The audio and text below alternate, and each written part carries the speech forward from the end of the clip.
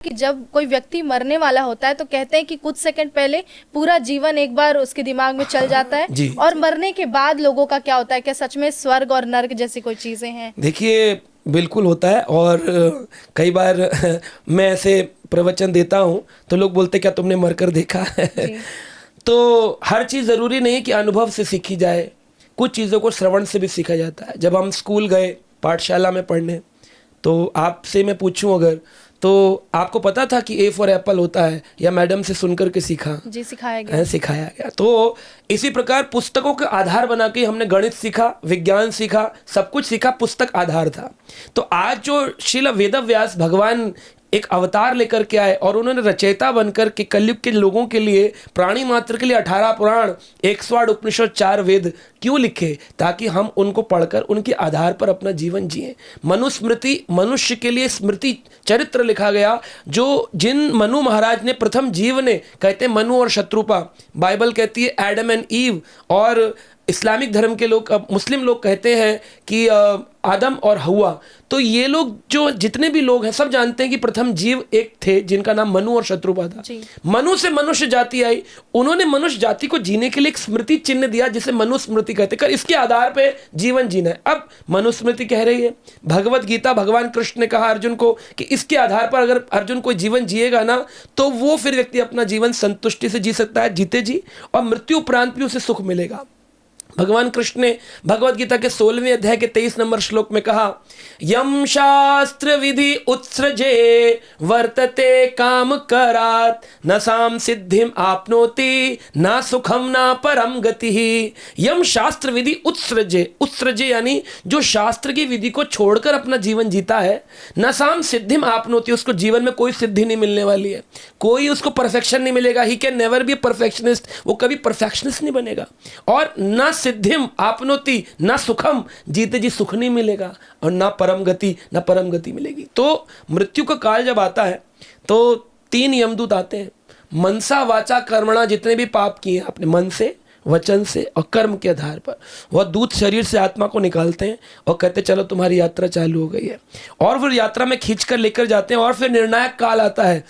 वो सभी धर्म ग्रंथों में लिखा है, ऐसा नहीं कि केवल सनातनी धर्म ग्रंथों में, इस्लामिक, ईसाई, सब मुस्लिम, सभी धर्मों ग्रंथों के अंदर इसका वर्णन है। कहते हैं जन्नत है कि दोजख है, हेल है कि हेवन है, स्वर्ग है कि नरक है। अब व्यक्ति बोलता है अनुभव करके देखेंगे जी, हमने तो देखा नहीं है।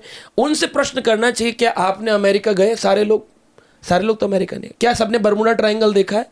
क्या सबने ब्लैक होल देखा है? क्या सबने सूरज के गर्मी के अंदर जाकर देखा है कि वहाँ हीलियम गैस होती है? क्या किसी ने चंद्रमा पर जाकर देखा है कि बस एक किसी ने बोल दिया और हमने सुन लिया? तो किसी व्यक्ति के अनुभव के आधार पर और पुस्तक के आधार पर हम इस ज्ञान को लेते हैं। उसी प्रकार से शास्त्रिक आधार है।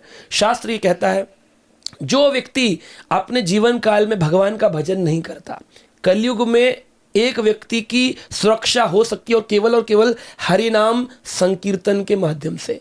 इस कलयुग की पूजा यही है, हरि नाम संकीर्तन। इस कलयुग में जो व्यक्ति भगवान का नाम जप नहीं करेगा, वो व्यक्ति निश्चित रूप से कभी सुखी यहाँ तो रहेगा नहीं, और उसको परम गति नहीं मिलेगी। आज आपने पुण्य किए, आदमी कहता है पिछले जन्म में बड़े पुण्य किए होंगे, इसलिए आज इतना अच्छा घर मिला है, परिवार मिला है। तो पिछले जन्म में जो पुण्य किए उसका फल मिल रहा है ना, इसका मतलब ये शास्त्रिक बात है। तो एक शास्त्र की बात मानते हैं, पुण्य मिलते हैं, यह नहीं मानते कि स्वर्ग होता है, नरक होता है।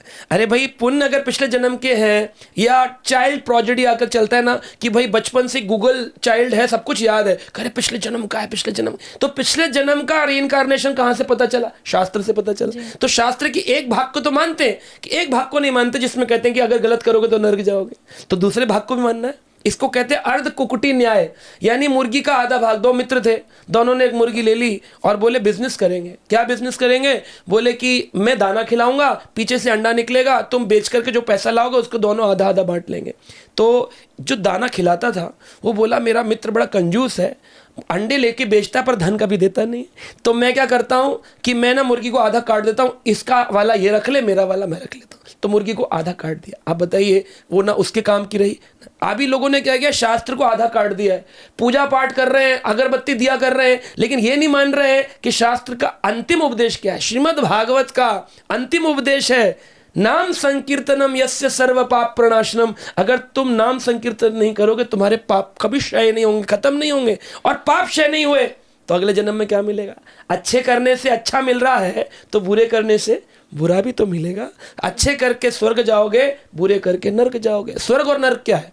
ट्रेनिंग ग्राउंड है, ट्रेनिंग ग्राउंड। आज धनवान परिवार में आना है ना, तो पहले एक व्यक्ति आत्मा ऊपर जाएगी, उसका निर्णय होगा, उसको स्वर्ग में भेजकर ट्रेनिंग दी जाएगी। अब तुम अच्छे से रहना सीखो, बड़े सोफे पर रहना सीखो, एसी में रहना सीखो। एक गरीब आदमी जो रोड पे फ्लाईओवर के नीचे सो रहा है, उसको एसी में सुलाओ, नींद नहीं आएगी, उसको ठंड लगेगी। लेकिन जो आदमी एसी में सो रहा है, उसको जमीन पर सुलाओ, उसको वहां नींद नहीं आएगी। तो अगर रईस आदमी कमरा बंद एसी में गलत काम करेगा तो उसको दंड मिलेगा, नरक में ट्रेनिंग होगी कि एक पशु का जीवन कैसा है, एक गरीब व्यक्ति का जीवन कैसा है, उसकी ट्रेनिंग होकर फिर वो नीचे पृथ्वी पर अपना जीवन जिएगा। ऐसे ही कोई गरीब आदमी भगवान की आराधना करता है, पुण्य करता है, उसको स्वर्ग में ट्रेनिंग होगी कि तुम अच्छा व्यक्ति धनवान जीवन कैसे जी सकते हो। लेकिन इन दोनों से परे, स्वर्ग और नर्क से परे, जो भगवान का भजन करेंगे वो स्वर्ग नर्क से परे भगवान के धाम की प्राप्ति करेंगे। उनको इस जन्म मृत्यु के चक्र में पुनः आना ही नहीं पड़ेगा।